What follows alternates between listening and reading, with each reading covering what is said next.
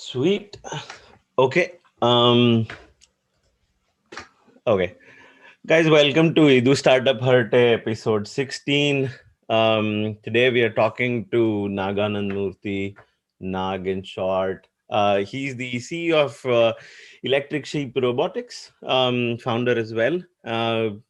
Transforming the very foundations of outdoor labor, um, and not much details in there because they are still in the stealth mode.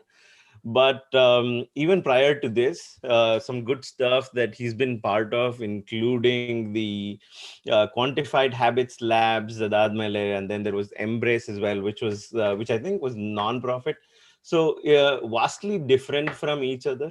So we thought it'll be fun talking to him as well. And we have another new person joining for this show starting today. It's our new host, Chinmay Betutpura. Welcome to the show, guys. Okay, Thank you. you both are visible and grid view now. Right. So thank you, the new host. Thank you, Nag. I know it's weekend, and thank you for taking time. Right. So quickly, Nag, are you guys still in stealth? What are you guys up to? What do you do? Yeah, we're slowly coming out of stealth. We spent, let's see, most of last year perfecting one version of our product. And now this year we're scaling it to a much larger geography. So with that timing, we think it's time to come out of stealth. Maybe in another, let's say about a month, we'll be doing a couple press releases and a product launch and all of that. So uh, Exciting. yeah. Nice. But you do say you are foundations of outdoor labor, etc., and then also robotics. So can we put two and two together and then see ಇದೇ ಇರ್ಬೋದು ಅಂತ at least Yeah, I ಯೋಚಿಸ್ಬೋದು. know, I know. The goal in early startups is to sound as mysterious as possible. Right. Uh, keep people guessing. But really, what we're doing, Andre, we take we've taken what is largely an overlooked problem, not so much, uh, in let's say developing countries, but uh, if you take the US and Europe, there is a huge outdoor labor shortage in both these countries. And traditionally, jobs such as cleaning the outdoors or taking care of turf, or grass, for instance, right, were done using outdoor labor, and it's been increasingly hard to find people to fill those roles. And companies, in fact, have to rely on uh, visa programs like the H-2B to actually even get workers and to meet these roles. And so automation is the logical sort of answer to address the problems that companies that provide outdoor maintenance services seek. So, from that perspective, what we're doing really is transforming the nature of outdoor work by providing robots that can drive existing machines. And so, take one of our products, for instance, which is a commercial turf maintenance application. Uh, Today, a human being stands on it and manipulates two handles to make this machine move around.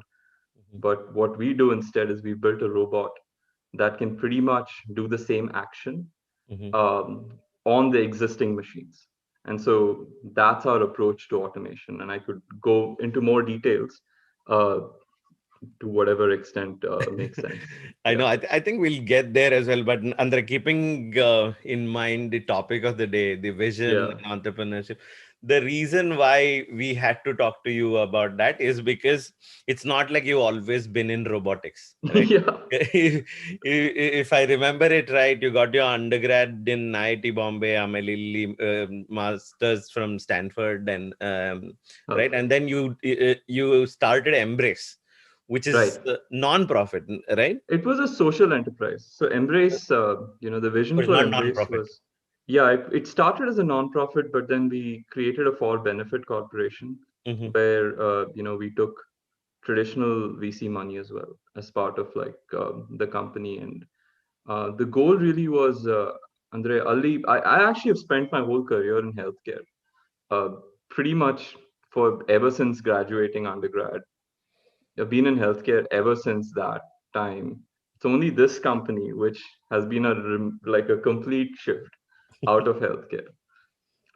So maybe like I would be a great example of how not to think about vision. Well, let's start with that. What's your trajectory? What are the connecting points that bring your vision alive? I don't really know, to be honest, right? Like I think like I guess there's an overarching need, right? Like to create. And coming out of IIT, I just really want to build something, right? And most of these stupid jobs that show up in IIT like don't give you the chance to do any of that, right? It's the same old BS like consulting and banking. And you start to wonder like what the heck did you do engineering for at the end of the day, if you can't really like build something, shape like the very foundations, or like take like atoms and smash them together and make something useful, you know and So, so that led to Embrace really, and then getting into healthcare. so you didn't really think you wanted to build a QA automation tool with C++ or something like that on your first job? That sounds awesome, but no. Like no. That sounds like every Indian parent vision who have paid for undergrad I education know. in engineering. I know. When I first told my mom, like, I'm building a medical device, she's like, what? Like, what's that? Like IT, not IT. But I think so. The interesting story behind Embrace, actually, there is like some backstory here, right? Which is in my final year at IIT, I ended up.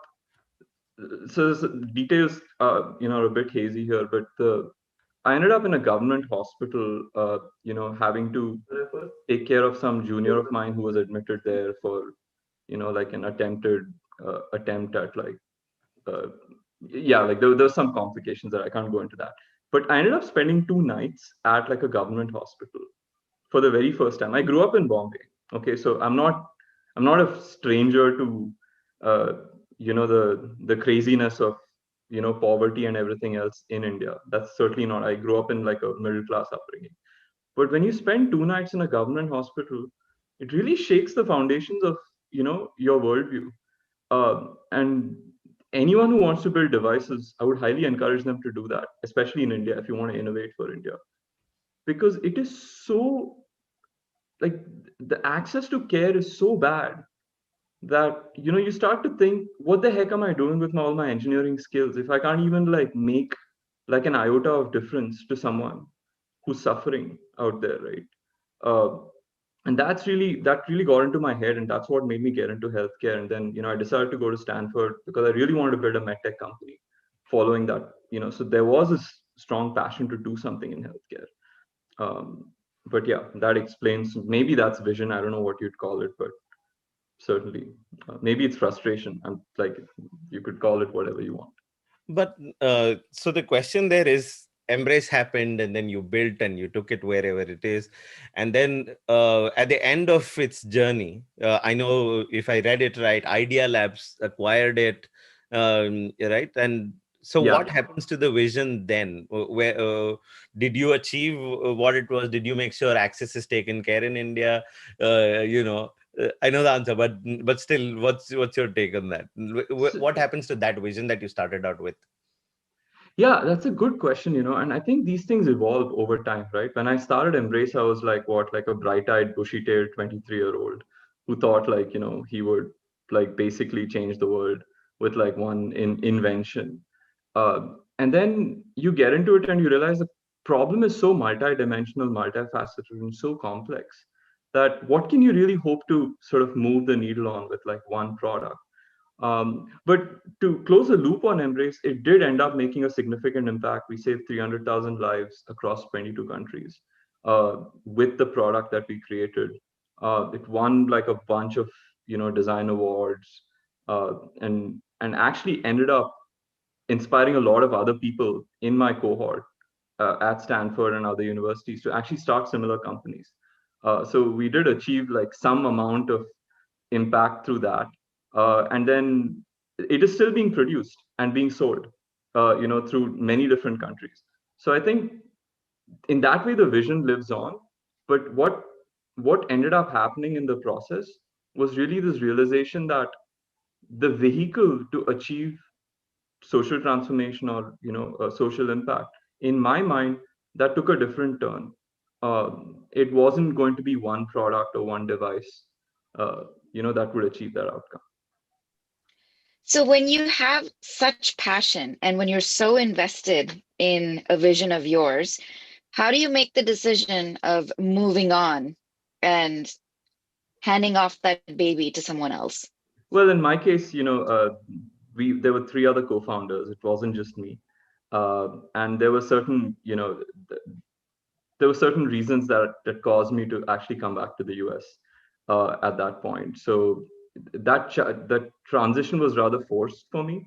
It didn't come about of my own volition, um, but uh, but eventually I think things shape that things take their own natural course, right? Like your customers push it a certain way, your investors will push it a certain way, and when you start things as an entrepreneur, you don't have absolute control over how your company unfolds, especially as it grows, right? And you take external money, you take like external partners.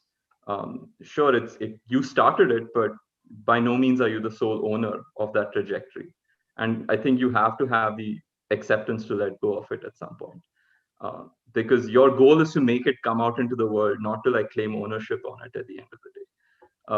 And so if it's going to go out there and do well, I think that should be reward enough for any entrepreneur, uh, regardless of whether they have the name behind it or not at the end of the day. That's a Right. very Bhagavad Gita-esque outlook on entrepreneurship. Let's just say when you get punched a few times in life, like it all comes out naturally. So Adrinda, I think embracing that, at least it makes sense what you did. Yeah. Remote healthcare and AI robots for quantified health labs, right? Yeah. So at least I'm sure you would have gotten tons of visibility into what's happening in remote healthcare and why that's important and things like this. But exactly what happened, Ali? Oh, in the behavior change stuff that I did. Yeah. So yeah, so what happened after Embrace was, I had to come back to the US like sometime in 2013 early.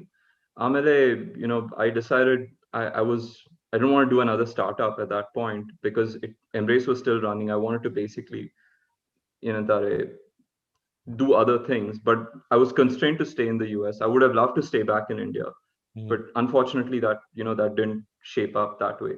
Uh, and I ended up taking a role as the innovator in residence under the Obama administration. So I moved to DC, Mm-hmm. and I worked as it was called the innovator in residence. No one really knew what the heck that meant.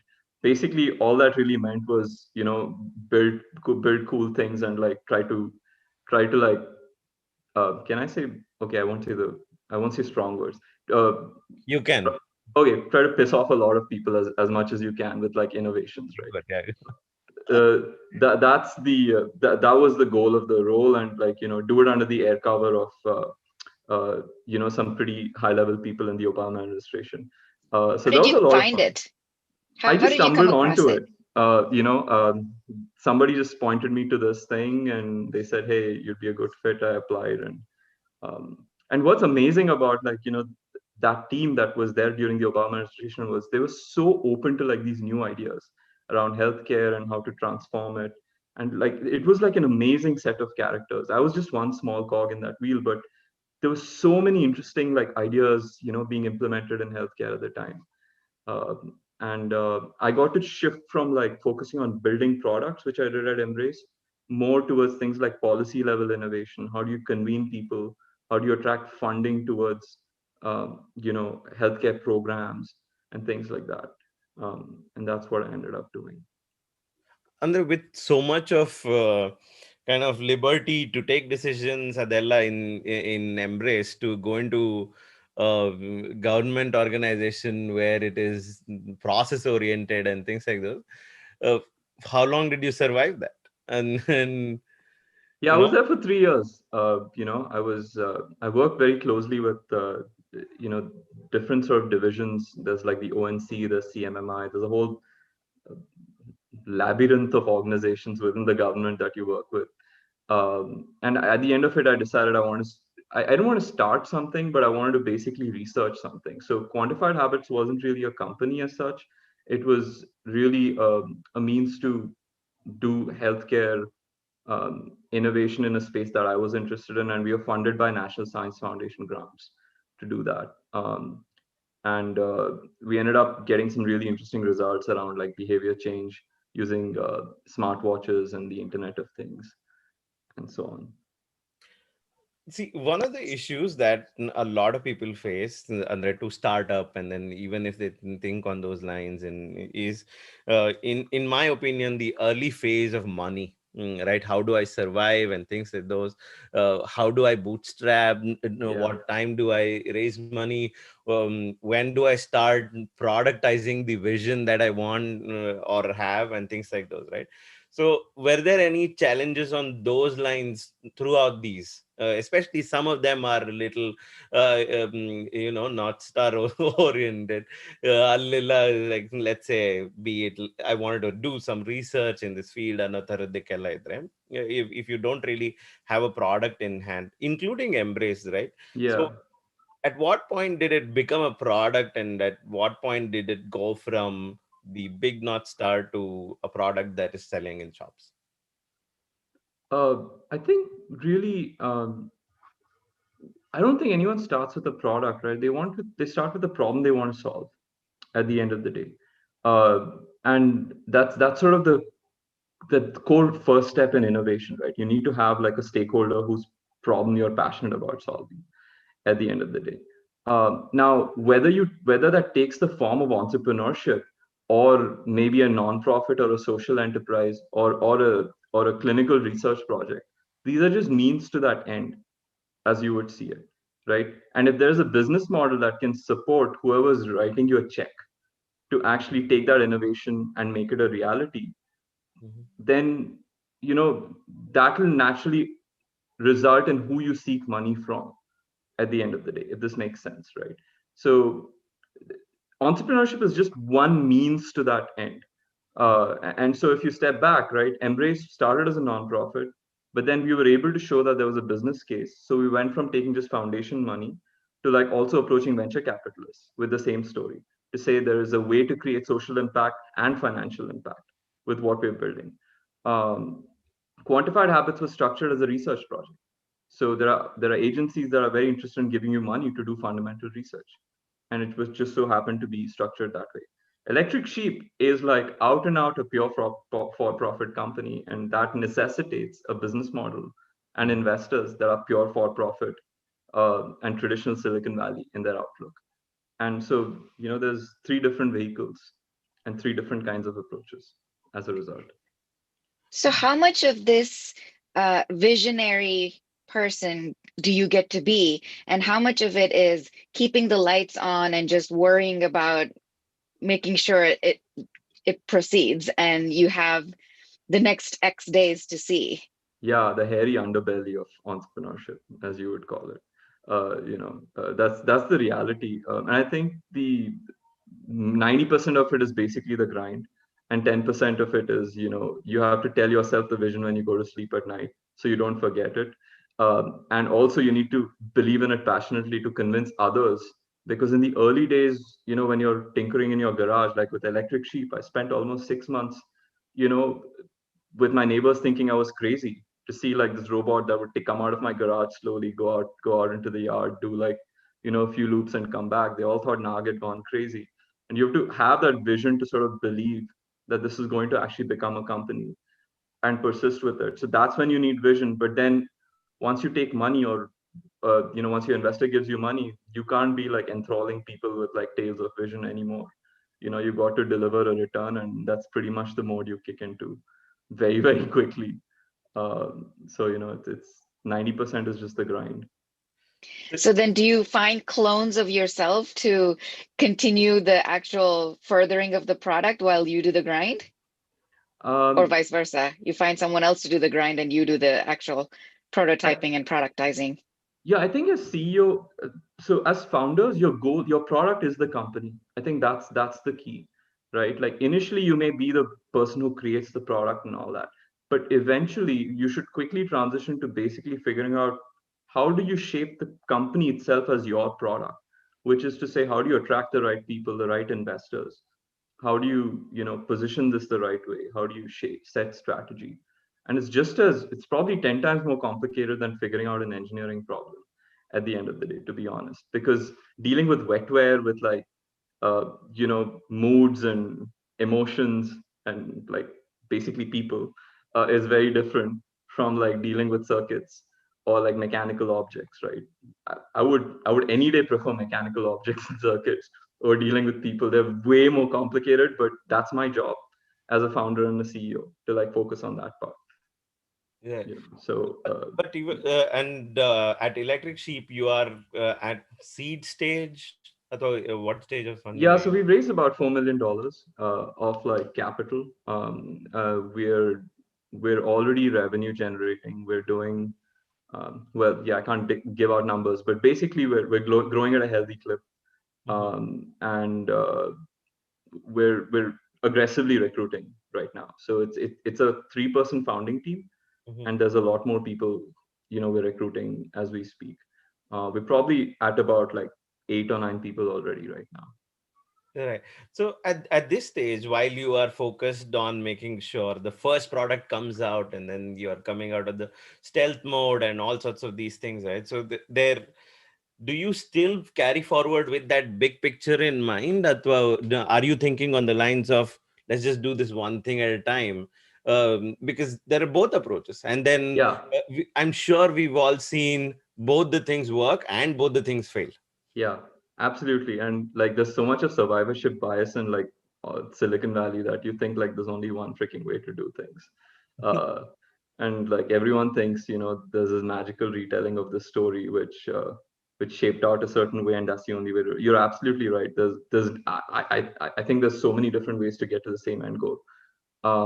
But coming back to sort of uh, your uh, your point, I think one of the interesting things that at least I would strive to adhere to is you sort of dream in years, but you have to ship daily.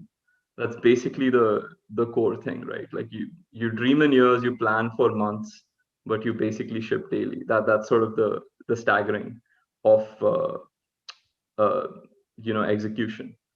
And the dreaming is really important because at the end of the day you have to keep communicating that dream to people who show up to work every day, right? And to your investors as well, because people give you money in the early stages. They give you money based on the dream, and so you have to be able to tell that story convincingly. In the later stages, I think it's more about like metrics and whatnot, but now it's definitely, yeah, I don't know if that answers your question, but that's sort of. It sort of at least it aligns with what what we spoke on the other day as well. Like Yeah, there are ways to get to the end goal that we want to get to, yeah. right? Uh, Adre, it's this year itself has been a tricky year, right? Yeah, Not this, but yeah, 2020 with COVID and all sorts of things, especially focus on the healthcare and all of those, which has been your baby for a decade or whatever number of years you spent, right? Aren't you tempted to go back and then see how no. healthcare is doing? No, healthcare is too slow moving. I'm having way too much fun doing robotics right now because it's so easy to basically come up with ideas and implement them and actually put them in action without having to like wait for years to like go through clinical studies and whatnot. Mhm. It's a very different, fast moving sort of industry, and I don't want to go back to healthcare, at least for the short in the time being. Yeah. So the So lesson learned.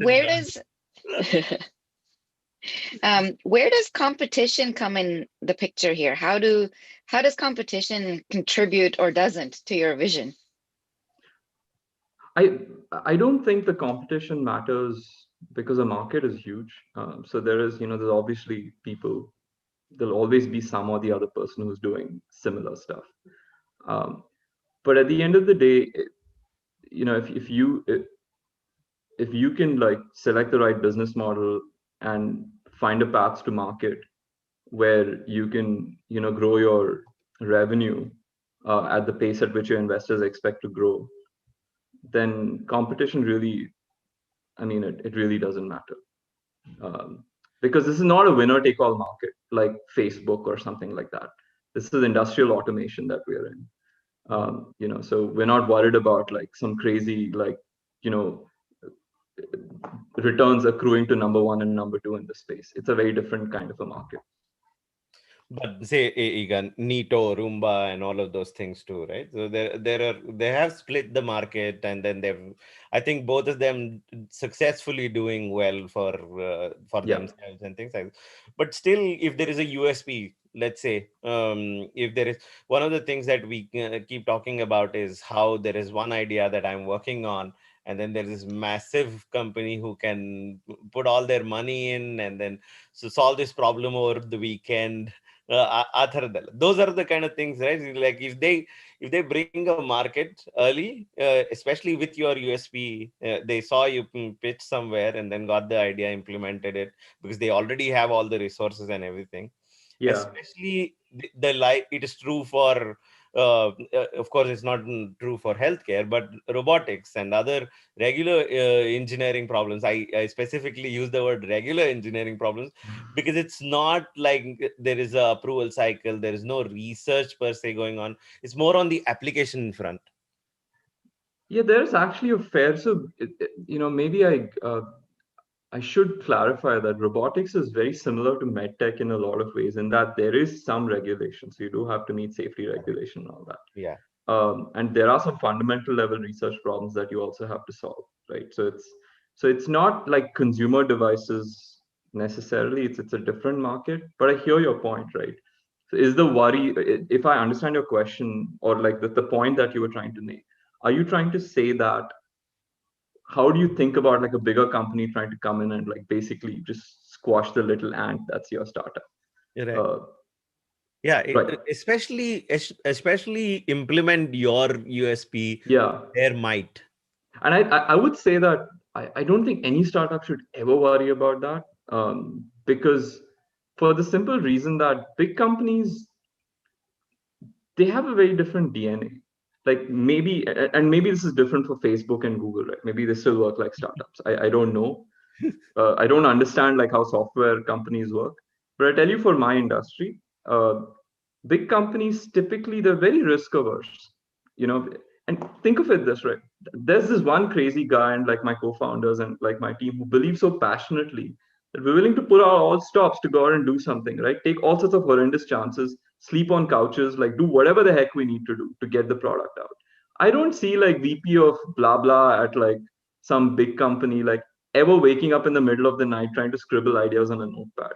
Like, not happening, right? They just don't have that kind of energy and culture to actually move a product in this space, quickly enough to actually grow it fast. So if there happens to be this VP who is listening to you today, and then he's like, I'm going to change things, does that give you the worry? Oh, what Nah, if a big company does this? it's like turning around a tanker, dude. Like one tiny ant on that tanker is not going to turn it around. Right. That VP is just a tiny ant. Like they don't have like the kind of wherewithal to actually enforce large organizational movements. Mhm. Now the CEO wakes up and says, "I need to do something about it." Maybe, uh, I don't know. Right. Yeah. The Other than time to market is your friend. I think it's just like attitude and culture. Like move fast and break things is something that big companies will never do. right. I think with all the cultural changes that's happening around startups, I think that is changing from the likes of Intel. I can name Intel because I've worked at Intel. So, things are changing from Yeah. moving from gray to colored walls.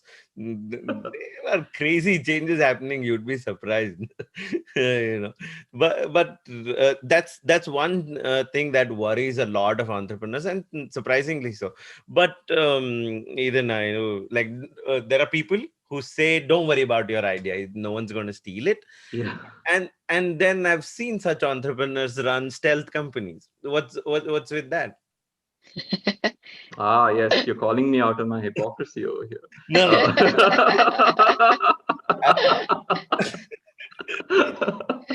Good point. No, so the need to be in stealth actually comes from not really. We don't care about. So look, everyone's looked at the space knows that automation is coming, right? So big whoop, like I'm building a robot, like ooh, like everyone's like all amazed. No, there's no big deal there, right? I think the big thing is, I think staying stealth like keeps you focused on like all staying focused on your problem, not worry about all these distractions, TechCrunch articles or whatever the heck else, right? Like you just focus on like what you need to do, go work with your customer, find a way to like get that business model engine going, extract value, extract revenue. All of the other stuff doesn't matter. And really that's driven the decision to go stealth. Um, uh, knowing Does that there's automation coming, yeah, everyone Yeah, knows. does stealth actually means it's just about focused building the product and Yeah. nothing else? Like you don't worry about anything else. Is that what it is? For me, at least at this point, yes. That's the reason for keeping the company stealth. Um, and we'll come out pretty soon with like announcements of what we're doing, and you know that's anyways going to happen. So you may not be worried about competition, but when you go seeking for investment, your investors will certainly bring that up. Yeah, They'll certainly compare you to competition. They'll yeah. compare you to others in their portfolio. They'll want you to either complement their portfolio, or if you're competition, then they can't help you with. So how do you deal with that? uh, I mean, yes, I guess you just have to find an investor who's aligned with you, right? Like there's a dime a dozen of like people willing to write you checks, as there are a dime a dozen entrepreneurs willing to pitch them ideas. And no one has like the sacrosanct like right view of the world. And if the two of you decide to agree and shake hands, then you're basically bought into like whatever thesis that each other is proposing to each other, right? So if they're worried about competition and they think you have too much competition, then they don't give you money. And there are some investors who probably align with your worldview that the competition is not something you worry about, and they give you money. And ultimately, someone's going to be right, and it's just a matter of you know uh, execution. So I guess what I'm saying is we didn't over pivot on like trying to communicate XYZ about competition or explain away why we're better than competition or etc. etc. We focused on basically executing and showing that we're starting to make money, our robots work, and here's sort of the evidence for it. Got it. So until you get out of this stealth mode, is this all engineers team and you don't have other verticals being taken care of? No, we are actually very sales and operations focused. There's very few engineers on team. Hmm. So we've basically, our focus is to put out like partially automated uh, products out there with a view to basically extracting value from them right away. What most robotics actually, a lot of robotics companies tend to focus on perfecting the product before they even put it out. We want to basically just put out something which is, maybe 70-80% automated and perfect it over the next 18 to 24 months to come. Got it. But just because it is robotics, I have to ask you this, right? So at least in academics, um, all the robotics projects that I've seen is how well a robotic arm moves. Yeah, right. Or at least masters think. I'm not talking PhD at all. Yeah. So how's the academics aligned with the products that are coming out in robotics today? I think academia is focused on a very, again, this goes back to the business model question, right? Like who's giving you the money drives like what output you're chasing. Right. Academics are trying to solve problems at the frontiers of research and technology. Hmm. So for them, the cost of an arm is not a big deal. But if they can solve specific problems that are open problems today Hmm. and publish papers and findings around that, right? So for instance, they don't care about the cost of a LiDAR on a machine, which is like a really expensive part. But they care about how precisely they can use LiDAR data and other sensor data to like get precision on like where the robot is in the world, as an Hmm. example, right? And they write tons of papers around that. For us as a company, applied research or engineering is way more important. And so we're very focused on like what is the algorithm that can actually get the lowest cost of compute and the lowest resolution of LiDAR to work together Mhm.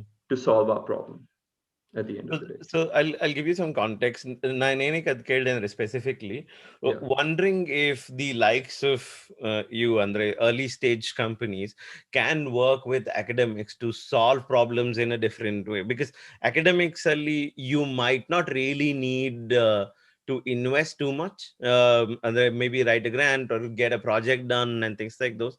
Work with a professor, give them a small grant, and then say, hey, this is my version 2 of this product that I will Yeah. launch something in 22, and then at 24 I want to launch this, so can you solve this fundamental problem? Here's your Yeah. 500K.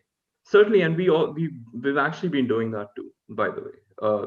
But there are issues like when you get into academic partnerships, there are some very thorny issues around IP that you have to worry about. Mhm. And your investors may or may not like how you approach academia and work with them, because typically, tech transfer offices or academic research arms, they come at this from a very different uh, point of view, right? And sure, it's cheaper to maybe work with them, get access to postdocs who are paid next to nothing, pretty much, like to do like they're like the biggest brains on the planet and they're making very little money. It's like the perfect combination of uh, talent meets like problem solving.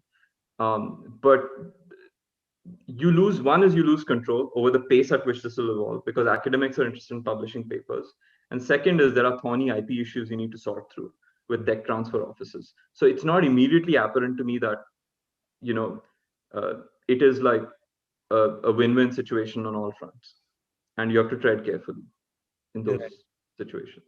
Yeah. So the reason again is to see, and you jumped straight into building something on your own from academics, Zala. So, like, having been through this journey of a few years, like it also asks for these entrepreneurs to give it back to academia. So, Yeah. so as to make sure that right out of academia, you're again not into building that automation tool, like you said. And then the other day we spoke about how important entrepreneurship is, and then how it has to start at the academia, like undergrad level or even earlier, right? So is there something that you have as a takeaway, or having done this transition yourself? So are we talking about like working with researchers, or are we talking about undergrads who want to do companies? Like, where's that question coming it's from? it's a combination. Cheap labor is how you should think about it, but Oh, I see. I but see. at the same time you want to take them early, you want to pick those brains early, Tara, so that it aligns well with a research, b with startups. The reason is because startups can't afford to Yeah. maybe work with the bigger researchers in front, so there is at least scale that you can achieve there.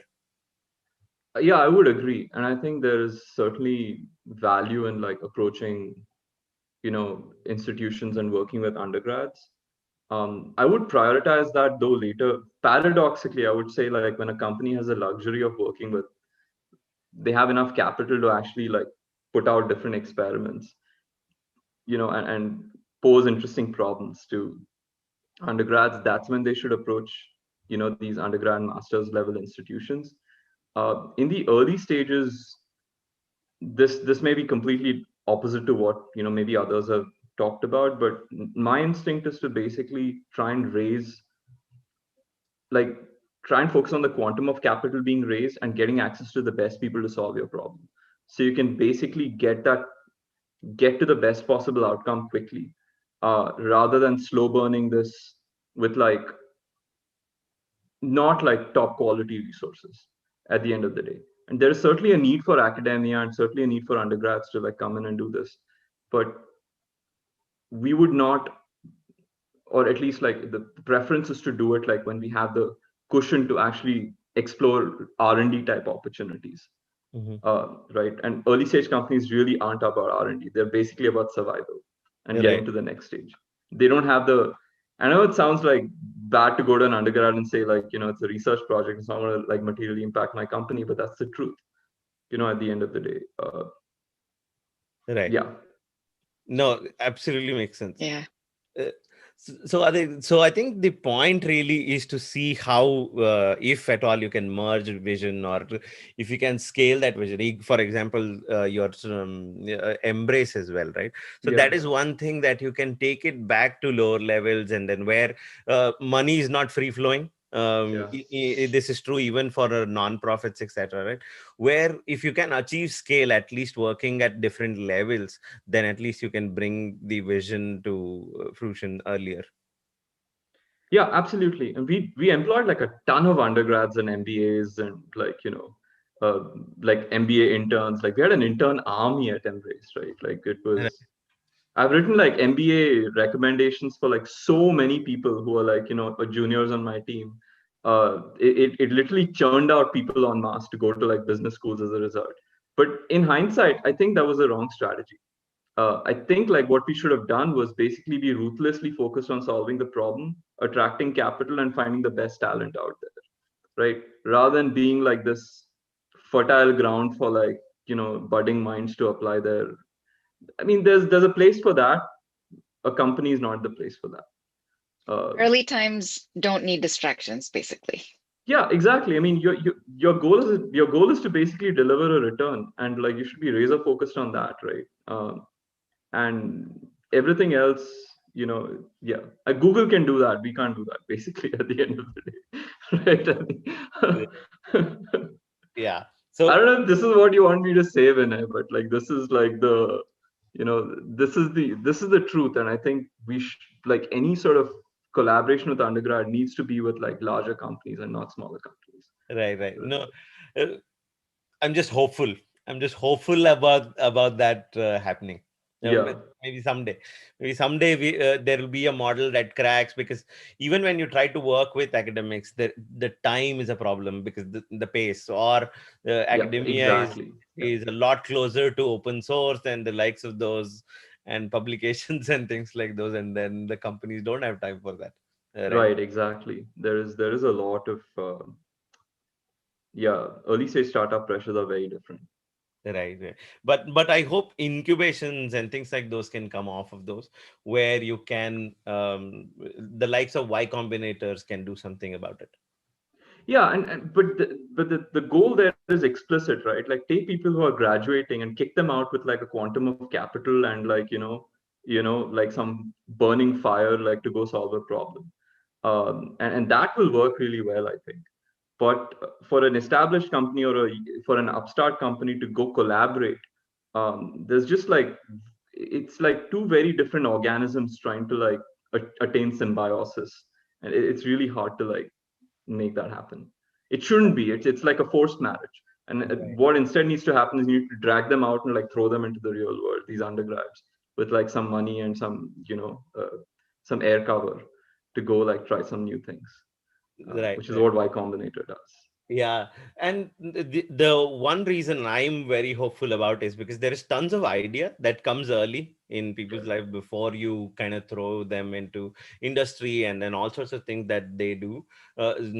Maybe academia also has more time on hand to cook the ideas that they are, and then I think that's where the startup ecosystem can benefit. Then the other thing I've noticed with these academic sort of incubations is like I think professors are great, and they're amazing, right? Like we all owe a debt of gratitude to them. But sometimes I think they should learn to get out of the way and like actually have people who've actually run companies lead these efforts.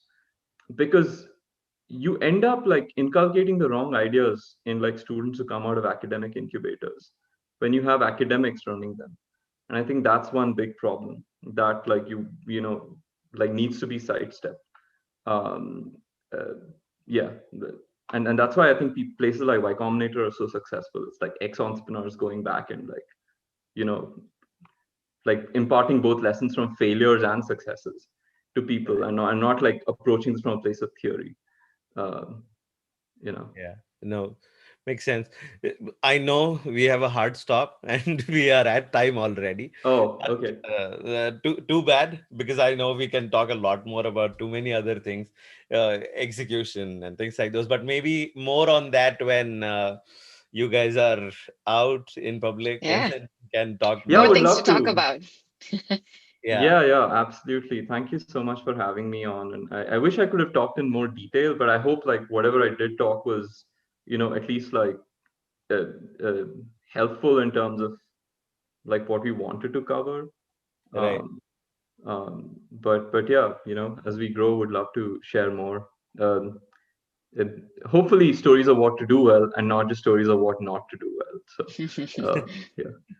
Totally. This was more like a abstract of the That's more right. episodes coming with you. Sweet, sweet. Thank you guys. Thank you so much. This is great. Yeah. Thank Thank you for you.